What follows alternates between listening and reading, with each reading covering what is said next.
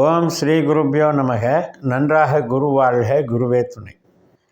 பரபிரம ருத்ரகாயத்ரி ஞானஸ்தலத்தின் அன்பர்களுக்கு வணக்கங்களும் வாழ்த்துக்களும். கடகலக்னத்திற்கு 10 நாட்களுக்கான தினப்பலனை பார்க்க இருக்கிறோம். அதாவது ஏப்ரல் 18 வெள்ளிக்கிழமை காலையில் 8:20 மூலம் நட்சத்திரம். நம்ம கடகத்துக்கு 6ஆம் வீடான தனுசு ராசியில் சந்திரன் கேதுனுடைய நட்சத்திரத்தில் பயணிக்கிறார்.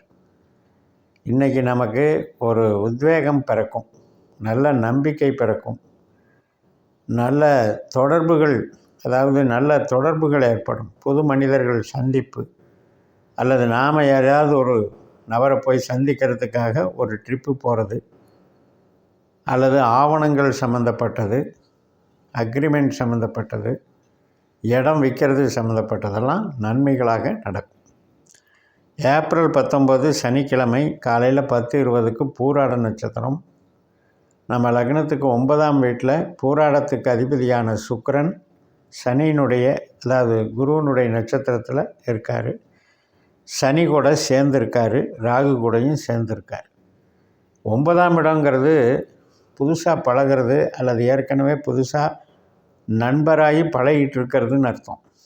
அதே மாதிரி உயர்கல்வி சம்மந்தப்பட்டது, ட்ரஸ்ட்டு சம்மந்தப்பட்டது, ஆன்மீகம் தெய்வீகம் சம்மந்தப்பட்டது, பூர்வீகம் சம்மந்தப்பட்டது, இது மாதிரியான நிகழ்வுகள்லாம் நல்லா நடக்குங்கிறத காட்டுது. குரு நமக்கு லாபஸ்தானத்தில் இருக்கார், மனநிறைவாக இருக்கும். ஏன்னா சுக்கிரன் குருவோட நட்சத்திரத்தில் தான் இருக்கார். நமக்கு இன்பம் தரக்கூடிய நல்ல நிகழ்வுகளெல்லாம் நடக்கும்.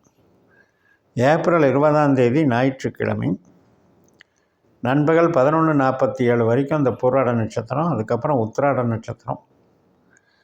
மகர ராசியில் சந்திரன் சூரியனுடைய நட்சத்திரத்தில், சூரியனும் 10ஆம் இடத்துல மேஷ ராசியில் கேதுனுடைய நட்சத்திரத்திலையும், ஒரு ராகுனுடைய உப நட்சத்திரத்திலையும் இருக்கிறதுனால டிசைடிங் ஃபேக்டராக ராகு இருக்கார்.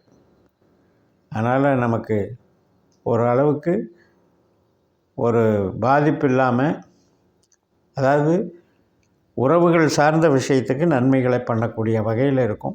ஆனாலும் கூட நமக்கு 3ஆம் இடத்துல இருக்கிற கேது சூரியனுடைய நட்சத்திரத்தில் இருக்கிறதுனால, இந்த சூரியனும் கேதுவும் நட்சத்திர பரிவர்த்தனை வாங்கிக்கிறது.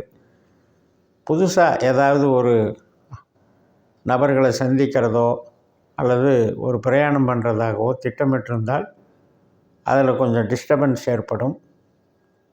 மற்றபடி டாக்குமெண்ட் சம்மந்தப்பட்ட எரர்ஸோ, கம்யூனிகேஷன் சம்மந்தப்பட்ட எரர்ஸோ நடக்கிறதுக்கும் வாய்ப்பு இருக்குது. மறுநாள் ஏப்ரல் 21 திங்கட்கிழமை திருவோண நட்சத்திரம்.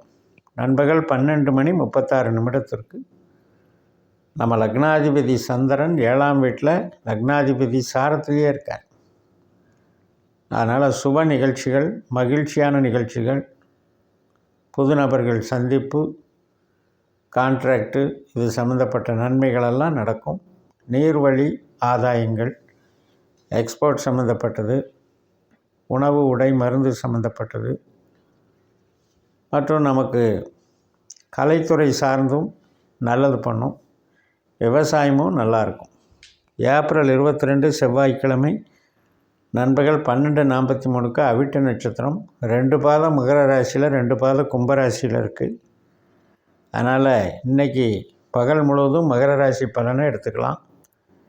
மறுநாள் புதன்கிழமை ஏப்ரல் 23 நண்பகல் 12:07 வரைக்கும் அது கும்பராசியில் சந்திரன் செவ்வாயாக இயங்கும். இப்போ நம்ம லக்னத்தில் தான் செவ்வாய் இருக்கார். அவர் சனியினுடைய நட்சத்திரத்தில் இருக்கிறதுனால இன்றைக்கும் கம்யூனிகேஷன் சம்மந்தப்பட்டது, இடமாற்றம் டிரான்ஸ்ஃபர் சம்மந்தப்பட்டது, மற்றும் அக்ரிமெண்ட் சம்மந்தப்பட்டது, ஐடி சம்மந்தப்பட்டது, கமிஷன் வகை சம்மந்தப்பட்டது, ஆன்மீகம் சம்மந்தப்பட்டதெல்லாம் நல்லாயிருக்கும். மறுநாள் ஏப்ரல் 24 வியாழக்கிழமை காலையில் 10:48 பூரட்டாதி நட்சத்திரம். நமக்கு 8ஆம் வீடு சந்திரன் இருக்கிறது. கொஞ்சம் பார்த்து நடந்துக்கணும், அவசரப்படக்கூடாது. ஞாபக மறதி, பொருட்கள் தொலைஞ்சு போகிறது, சண்டை வர்றது. நம்ம யதார்த்தமாக தான் பேசுவோம், அது எப்படியாவது சண்டைக்கு வந்துடும். அதனால் சந்திரன் 8ல் இருக்கிறது தான் உண்மையான சந்திராஷ்டமம். அதுலேயும் நமக்கு லக்னாதிபதி அப்போ அந்த சந்திரனை நம்ம கவனிச்சிக்கணும்.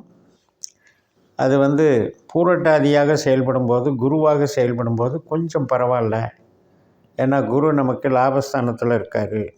அதனால் குருவினுடைய செயல்பாடுகள் பரவாயில்ல. அதே நேரத்தில் நண்பர்கள், மூத்த சகோதர வகை, சகோதரி வகை இது சார்ந்த நிகழ்வுகளெல்லாம் நடக்கும், நன்மைகளாக நடக்கும். ஏப்ரல் 25 வெள்ளிக்கிழமை உத்திரட்டாதி நட்சத்திரம் காலையில் 8:53 சனியினுடைய நட்சத்திரம்.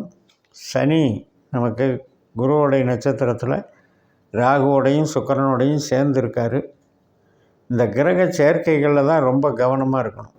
நமக்கு ஆகாத கிரகம் நம்ம பாஸ்கர அஸ்ட்ராலஜி சிஸ்டத்தில் கணித்து பார்க்கும்போது 8ஆம் பாவ 12ஆம் பாவ தொடர்புள்ள கிரகம் தான் ஆகாத கிரகம். அந்த மாதிரி கிரகம் எது வருதுன்னு நம்ம ஜாதகத்தில் பார்த்துட்டு அது இந்த கிரக சேர்க்கையில் இருந்ததுன்னா கஷ்டத்தை கொடுத்துரும்.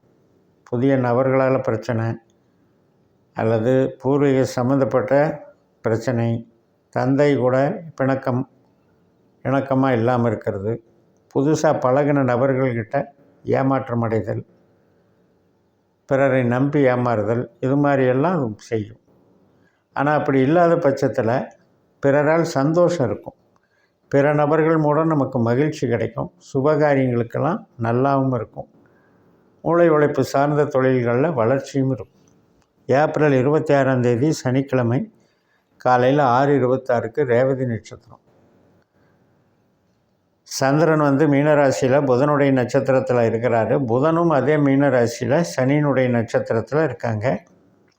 மற்றும் நமக்கு புதன் நமக்கு ஒரு முயற்சியை கொடுக்குறார், ஒரு புதிய வழித்தடத்தை கொடுக்குறார். இந்த மாதிரியான ஒரு டெக்னிக்கல் மைண்டோடு செயல்படுவார். அதனால் நம்ம புதிய ஆர்வத்தில் மாற்றங்களை பண்ணலாமா அப்படிங்கிற சிந்தனைகளில் அதில் வெற்றியும் காண்போம். அதனால் நல்ல முயற்சிகளுக்கான நல்ல பலன் கிடைக்கும். மேல் படிப்பு, வெளிநாட்டு படிப்பு இதுக்கெல்லாம் சாதகமாக இருக்குது. உறவுகளுக்கு சாதகமாக இருக்குது. திருமணத்துக்கு வரன் பார்க்குறது, குழந்தை பிறப்பு போன்ற சுபகாரியங்களுக்கெல்லாம் சாதகமாக இருக்கக்கூடிய நல்ல நாளாக இருக்கிறது. ஏப்ரல் 27 ஞாயிற்றுக்கிழமை விடிய காலையிலேயே 4:36 அஸ்வினி நட்சத்திரம் தொடங்கிறது. சந்திரன் கேதுவை போல் கேதுனுடைய நட்சத்திரத்தில் இருக்கார். அங்கே ஏற்கனவே நமக்கு சூரியன் கேதுனுடைய நட்சத்திரத்தில் இருக்கார். அதனால் சந்திரன் சூரியன் ஒரு மாதிரி சேர்க்கை. இங்கே கேது சூரியனுடைய நட்சத்திரத்தில் 3ஆம் இடத்துல இருக்கார். அதனால் ஆரம்பிக்கும்போது இந்த தினப்பலன் ஆரம்பிக்கும்போது மூல நட்சத்திரம் தொடங்கணும்.